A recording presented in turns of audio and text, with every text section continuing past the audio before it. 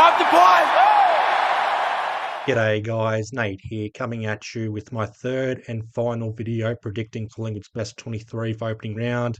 I'm recording this Monday after work, so we're 6 days away from our opening round against St Kilda, Sunday night MCG, and I thought may as well get it out early in the week. My third and final video predicting Collingwood's best 23 for opening round.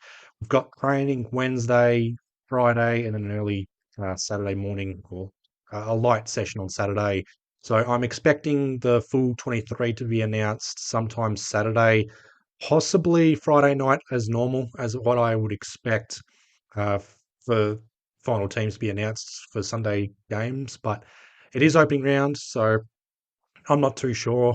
Yeah, it's all watch this space, I guess. But getting this video out now because by Wednesday's training, there will possibly be announcements on player inclusions. You'll likely hear murmurs, and also you might see videos on social media announcing debuts, and you'll have players calling their parents, just announcing their debut for Collingwood. So I'm fully expecting that to occur during the week. That's why I'm getting this video out now. Just some housekeeping for the week as well. No major topic videos for the week. I will have a preview for opening round uploaded probably Wednesday night, and then my final word team selections video up either Friday night or sometime Saturday.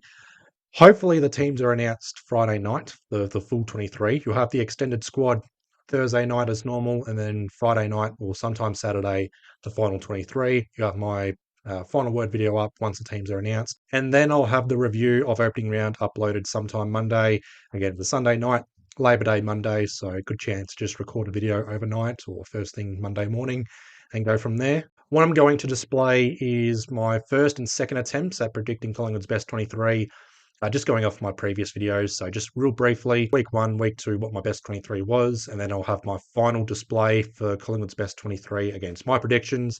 It's a fun experiment, so good chance to just have a gauge or have a bit of fun, predict what the best 23 is going to look like. Get close to 23, I reckon, based on player performances in the preseason games.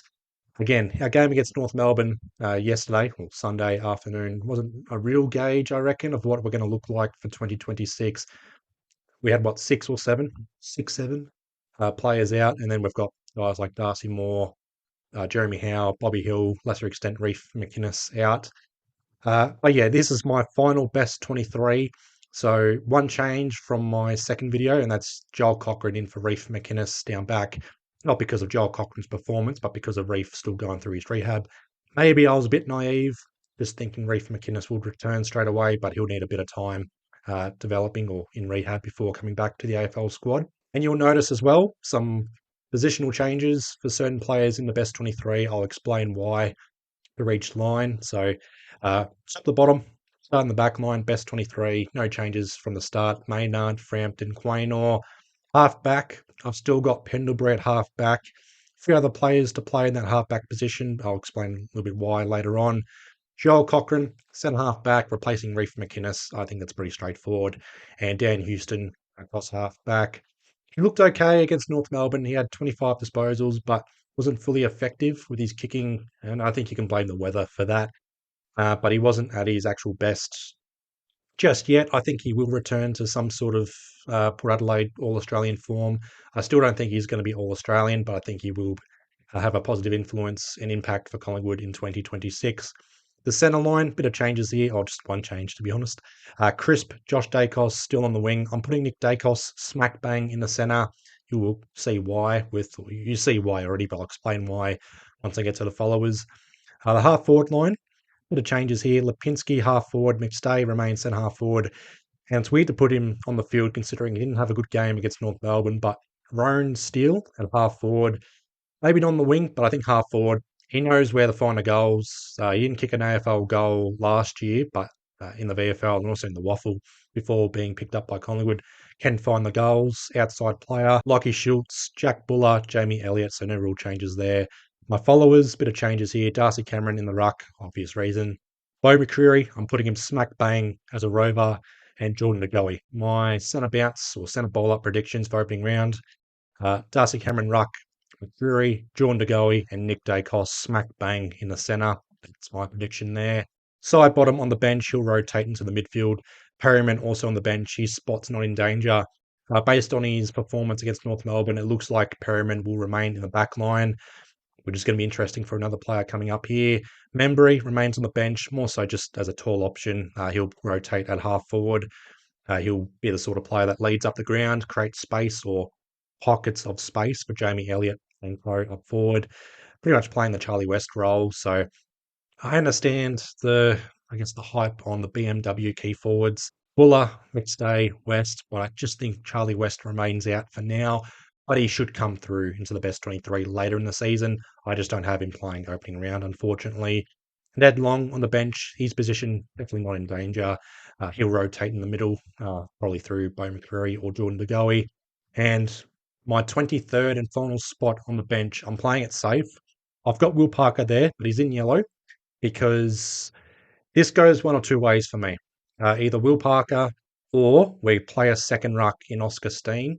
If there was a sub rule for this season, I think Will Parker would be our sub for this game. But Oscar Steen or Will Parker for me will be that final 23rd spot for opening round against St Kilda. And for my emergencies, Oscar Steen, or it's going to be Steen or Will Parker. And I've got Ed Allen as an emergency. He was solid in the preseason games. Nothing that stood out where he's challenging someone like a Jack Crisp or someone in the midfield for midfield minutes. But I also don't want to see Ed Allen cross half back or out of position. So I've got him as an emergency. I can't fit 26 into 23, unfortunately. And Charlie West, first key forward, out as an emergency, but he's going to be in the best 23 at some point in 2026.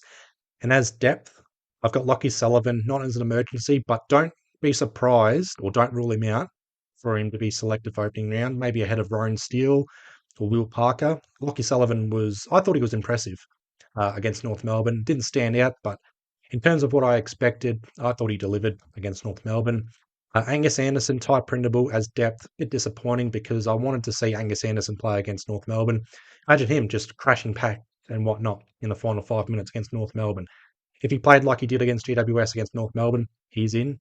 Ty Prindable, 1/4 against North Melbourne. Wasn't a fan of that. That's why I've got him out as depth. But I still think Ty Prindable will be our breakout star for 2026. He'll get into the best 23 at some point.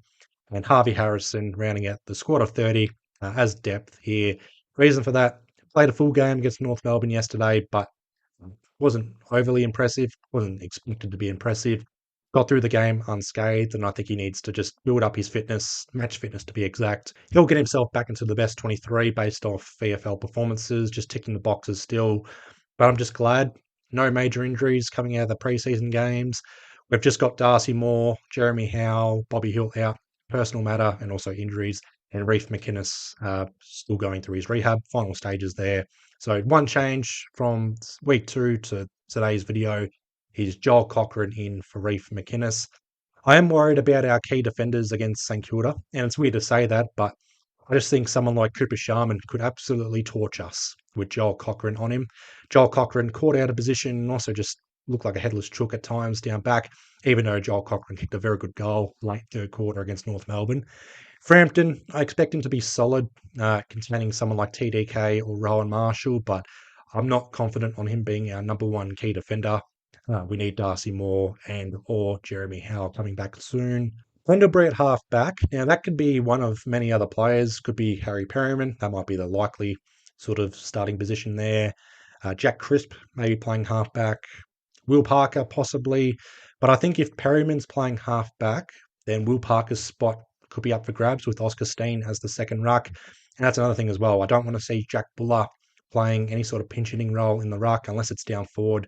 But even then, he was conceding free kicks in the ruck, and he looks like a liability as a pinch hitting ruck as well. So I want to keep Jack Buller as a key forward only, Dan McStay as a key forward only, Tim Membry leading up the ground at times, and Jamie Elliott having space to do what he wants up forward. Schultz can apply pressure up forward. Lipinski with his entries inside 50. Josh Dacos, Nick Dacos with their entries inside 50, and someone like Jordan De Goey kicking goals out of the midfield, and also Bo McCreary for that matter. But just back on the rucks, Darcy Cameron against TDK and Rowan Marshall with the new ruck rules. I think he needs proper support with someone like Oscar Steen.